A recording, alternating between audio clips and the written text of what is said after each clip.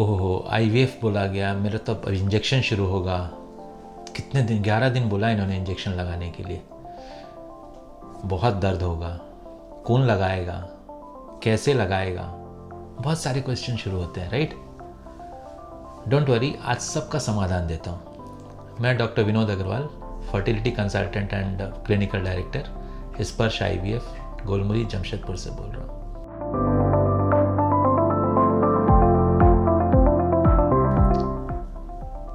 बहुत इजी है। इंजेक्शन 11, जैसे ही बोला पेट में, तो पहला इंसान का मतलब कुत्ता काटने से पेट में लगाते हैं नहीं, बहुत इजी है। क्योंकि आप उस चीज़ को इमेजिन करो कि पेट में या फिर हाथ में, डायबिटीज़ वाले डेली लेते हैं ना, जिंदगी भर क्या होता है, कुछ होता है। इनफैक्ट उनकी life standard of life improve होती ना, तो उससे कुछ घबराना नहीं है। बहुत इजी प्रोसीजर है पेट में लगाने के लिए। अब सबसे बड़ा टेंशन होता है टाइम पे लगाएगा कौन, ठीक है। अगर आप सेंटर के पास ही रहती है कहीं, प्रेफरेबली आप सेंटर आ जाइए, नर्स लगा देगी। लेकिन आपको लगा नहीं, दिस इज नॉट पॉसिबल, तो फिर आप वो इंजेक्शंस जो स्टोरेज कंडीशंस है वो अगर उसको फॉलो कर रहे हैं, तो the best person who can give you the injection is your husband. But I tell you 90% of the more than 90% of the wives, इनसे तो नहीं लगवाना। क्यों नहीं लगवाना? इससे ज्यादा केयरफुली कोई लगाएगा क्या? आप इमेजिन करो इस चीज को, राइट। हस्बैंड, लेकिन उसका एक खाली ड्रॉबैक ये होता है कि वो, उसको बहुत टेंशन हो जाता है वो इंजेक्शन लगाते वक्त। तो हम लोग ये एडवाइस करते हैं कि आप शुरू का 3-4 इंजेक्शंस के लिए आप दोनों जन क्लिनिक में आइए। पहला दिन पूरा एक्सप्लेन करके, हमारी जो डॉक्टर हैं या एक्सपर्ट नर्स है इस बारे में, वो आपको दिखाएंगी कैसे करते हैं, कैसे लगाते हैं। अगला 3 दिन, 3 से 4 दिन, अगर आप डेली आते हैं तो फिर तो आपसे ही डेली लगवाते हैं। लेकिन अगर 3 से 4 दिन अगर आपको लगता है कि नहीं, ये हम नहीं कर सकते, तो अगला 3 दिन क्या करते हैं, पहला दिन प्रोसेस समझा दिया, सेकेंड डे आपको हस्बैंड को दिया जाता है कि आप ऐसे ऐसे इसको करो।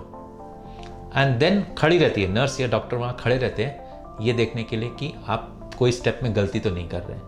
गलती करते हैं तुरंत रोकते हैं, क्योंकि गलती का एक गुंजाइश नहीं रहती कि ठीक है कर दो उसके बाद बताएंगे क्या गलती था। नो, सब अंडर सुपरविजन। जब पहला बार जब रहता है ना, वो हाथ कांपता है, तो लेकिन अंडर सुपरविजन देने से, एक बार वो दे दिया ना उसने इंजेक्शन, तब एकदम सडनली उसका कॉन्फिडेंस एकदम बूस्ट कर जाता है। अरे ये तो कुछ भी नहीं है। और वाइफ को भी लगता है अरे मैं तो फालतू का ही डर रही थी, आराम से लग गया, ठीक है। तो खाली टाइम पे उसको लगाना है। और husband is the best person. Other person, आपको लगा मैं किससे लगाऊंगी, मैं तो नहीं लगा सकती अपने से। पहला चीज तो हम यही बोलते हैं कि आप अपने से लगाओ ना, इट्स सो इजी। डायबिटिक्स तो अपने से लगाते हैं, ऐसे पकड़ा और लगा लिया, ठीक है। तो वो बहुत इजी प्रोसीजर है। बट आपको लगा नहीं मेरे से तो नहीं होगा, तो the next best person who can give you the injection is your husband. और अगर वो भी नहीं हो पाता, third is you come to the centre daily. और वो भी नहीं हो पाता तो फिर आप एक नर्स रख लो, जिसके लिए आपको उसको डेली टाइम पे आएगी, वो लगा के जाएगी। तो ये जो इंजेक्शन का जो फियर है ना, वो चीज़ जस्ट फॉरगेट इट। कुछ नहीं होता उस इंजेक्शन से। तो इंजेक्शन आराम से लगता है, कोई प्रॉब्लम नहीं है।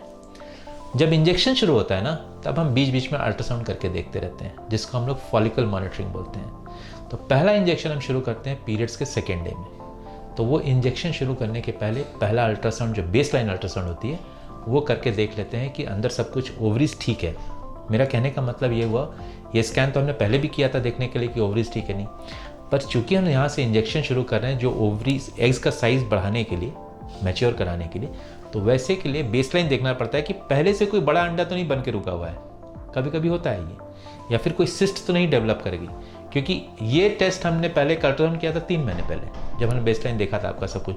फिर उसका प्रोसेस करते करते, सब जो फॉर्मेलिटीज़ है आईवीएफ का करते करते 3 महीने पार हो गए। तो फिर हम उस चीज़ को कंफर्म करते हैं कि सेकेंड डे में ओवरीज आर ओके, कोई सिस्ट नहीं है, कोई बड़ा अंडा नहीं है। क्योंकि जब हम इंजेक्शन देंगे ना, तो वो जो सिस्ट है या वो है, उसकी भी साइज बढ़ने लग जाएगी, प्लस हार्मोनल इम्बैलेंस भी खराब होगा। तो वहाँ अगर कुछ है तो हम उस साइकिल में एग इंजेक्शंस नहीं देते हैं और फिर अल्ट्रासाउंड करके उसको बताते हैं कि आप ये दवाई लीजिए, एक बार सिस्ट कम हो जाएगा फिर हम देखेंगे। अगर वो नहीं है, पहला सेकेंड डे में अल्ट्रासाउंड करते हैं, फिर 5 दिन का इंजेक्शन देने के बाद करते हैं, फिर 8वें दिन करते हैं।